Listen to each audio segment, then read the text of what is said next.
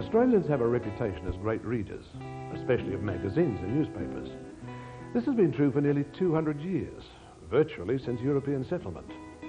Part of the explanation is newsagents, or runners as they used to be called when I was starting out in the business.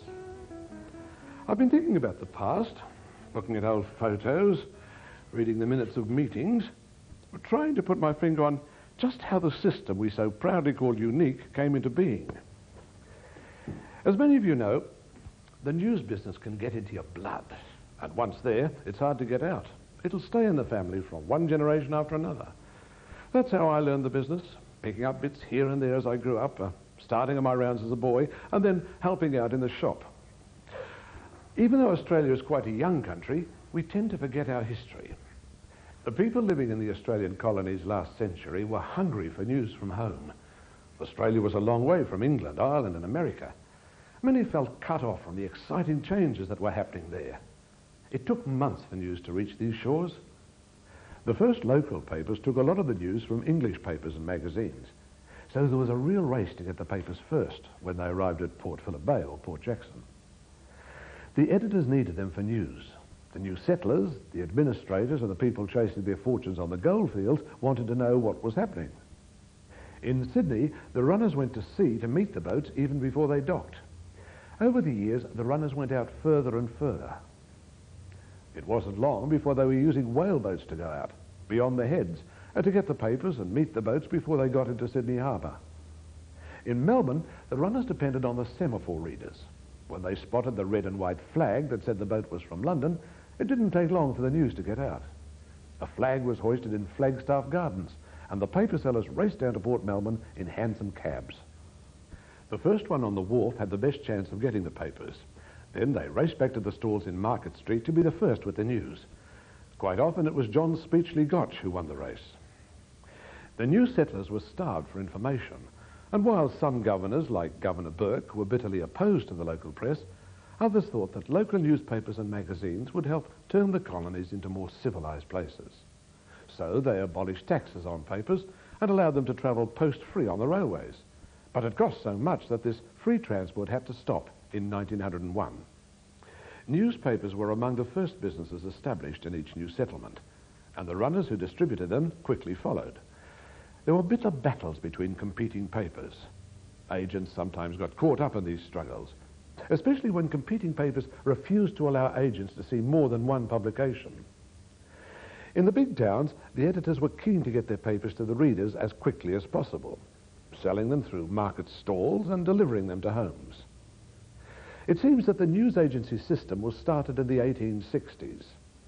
The Sydney Morning Herald, which began in 1831, preferred to use blind people with guide dogs to deliver the papers.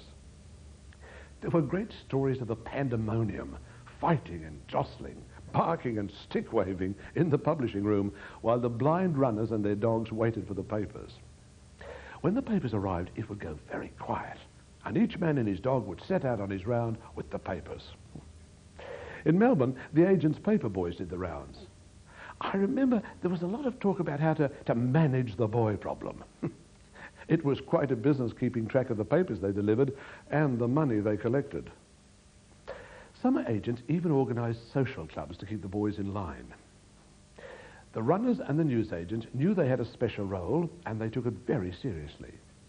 Not only did they have to look after their customers, but they needed to make sure they were given a fair go by the publishers. They organised associations to help make a fair living from their business. The first association started in Melbourne in 1879. Then in 1891, one was formed in New South Wales. A few years later, the South Australians formed an association, and then in 1906, a group was set up in Brisbane. West Australia followed on many years later, although a friendly association among newsagents existed well before the official association was founded in 1971. The Tasmania Association was founded in the early 1920s. John Speechley Gotch was one of the founding members of the Victorian Association, and his vision is stamped all over the early industry. The issues that came up in those days are still familiar: wholesale prices, delivery fees, collection arrangements, and blocked runs. The idea of blocked runs, of allocating an area to each agent, It took off quickly after it was first set up in South Australia in 1884. Before blocked runs were accepted, there'd been terrible fights between agents, who basically took their papers to their customers wherever they were. Even before the turn of the century, when an agency was sold, the vendor had to promise not to set up in competition nearby. It didn't take long before the publishers saw the value of blocked runs, and their circulation departments got involved. They helped to draw up the maps for each agent's run. The publishers also had a big say in selecting and approving agents, as well as setting the terms for the contracts. The success agents had in getting the publishers to deliver the papers to their shops varied from state to state. Queensland agents got the papers delivered by 1930, but the South Australians had to wait until 1961. Collecting the papers was a real chore, especially in the horse and sulky days, and during the war when there was strict petrol rationing. At least in the horse and sulky days, the agents could fold the papers as they did their rounds. But those who used a bike or a tourer, they had to take the papers back to the shop and fold them first.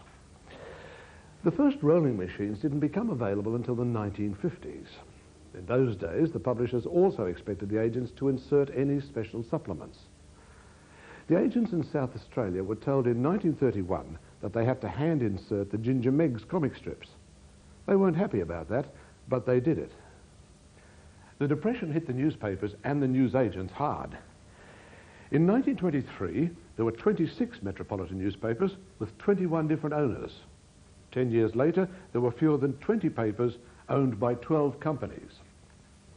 A big difference to the situation today, with 2 big city publishers and 12 daily papers, plus the others in the bush like Tony O'Reilly's Australian provincial newspapers. The companies we know today survived the Depression and then really started to grow after the war. The Herald and Weekly Times became the country's biggest publisher while Sir Keith Murdoch was managing director. After he died, his son Rupert started off with one paper in Adelaide. Now he's the biggest publisher in the country and one of the biggest in the world.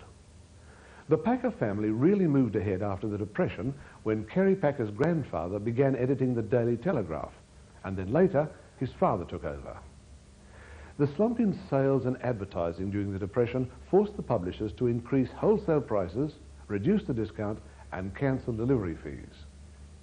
Street sellers were told that they had to start earlier in the morning and finish later to try to sell more papers. The fees the agents got for taking classified ads also dropped. It was a tough time, and many agents went out of business. Those who survived the Depression were determined to make sure that the business worked better in future. By the 1930s, each state had an association, but it was clear that the issues were the same in each state, so it was decided to form a national federation. The agents weren't looking for trouble, but they wanted things to work a bit fairer. One of the issues that upset a lot of agents at that time was the fact that they could never get a day off, not even Christmas. The Queensland agents were especially grumpy about that, and in 1937 they organised a family picnic day at the Lone Pine Sanctuary. The publishers dropped the papers off on the footpath, but they stayed there all day. The next year they didn't produce a Christmas Day paper, although it took a bit longer in the other states.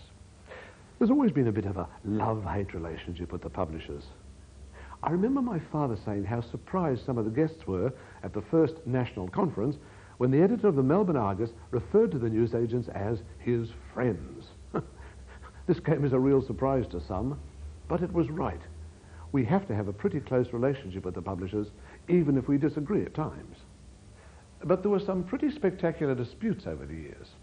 The most famous was when the New South Wales agents went on strike. They refused to sell the papers for a few days in 1951. The publishers had increased the price from 3p to 4p, but didn't increase agents' fees at the same rate. The agents were angry and decided on a boycott. So the publishers invited members of the public to sell papers in offices, hotels, bookstores and railway stations. This really upset agents, and they were quite divided. After a couple of days, the agents agreed to start selling the papers again. The publishers' contract said that the agents had to obey any instruction and only take the block assigned to them. It took some agents years to get their agencies and runs back. The suspicion and hostility between the agents and the publishers lasted a long time. Agents realised that they weren't going to make enough money by just selling newspapers, so they started selling stationery and cards, running small lending libraries, and later selling books and tickets in the casket, tattersall's and other lotteries. Over the years, newsagents have really had to keep up with changing retail trends, updating displays and store layouts, using their specialist knowledge to keep people coming into the shops. I remember my father saying after going to one of the national meetings how pleased and surprised he was to discover that all round Australia a newsagent is a newsagent. Selling the casket and lottery tickets was a good boost, but some agents got greedy, especially in Sydney, and used their shops for SP betting.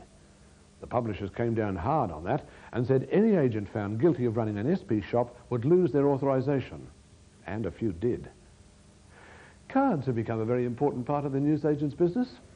In the early days, the cards used to be kept under the counter in cardboard boxes. They were pretty drab. Cards didn't really take off until after the war. Hallmark cards began selling cards through retail outlets in 1910 in the US and introduced their first range to Australia in 1955. Greeting cards from Hallmark have come a long way since this initial range of cards, with a huge variety of designs and styles now available. John Sands was printing cards right from the early days. They introduced the first Christmas and New Year greeting cards to be produced by an Australian printer in 1881.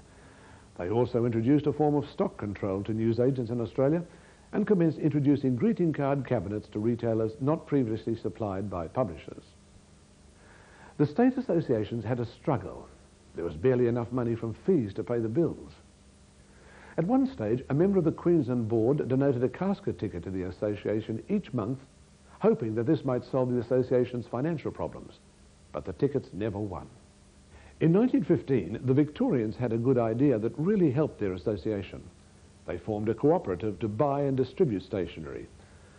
After the 1938 conference, most states copied this idea with real benefits for members and more financial security than depending on a lucky ticket. Over the years, the blocked runs have come in for criticism from judges and politicians. But for many of us, it was the only way to ensure that we could stay in business. It kept us on our toes and meant that our customers could be sure of getting their paper. We never imagined how big the supermarkets and chain stores would get, though we always thought they'd be a bit of a problem for us. I remember reading an article in the Ancol Gazette in 1959 called Supermarkets. They seemed like such a newfangled idea, but look at them now. We fought when they started selling home and family through the food stores in 1964. There was a protest meeting of 700 agents in New South Wales. Then in 1972, Reader's Digest was the first magazine in supermarkets. Woman's Day went in 1980, and we really tried to stop that. Agents cut their orders and hid copies in their shops, but we couldn't stop them. Now there are displays of magazines at every checkout. They say that's progress, but I don't know. Even so, because most newsagents have kept up with changing trends in retailing, people keep coming into our stores. I laugh when I hear the managers of the big malls call us anchor tenants because we're so good at pulling a crowd. When I was thinking about this chat, I looked up the history of the Victorian Association written in 1924. One of the old codgers said it was amazing how similar the issues were in the 1920s to what they had been in the 1870s. It's a bit surprising, but that's still true today.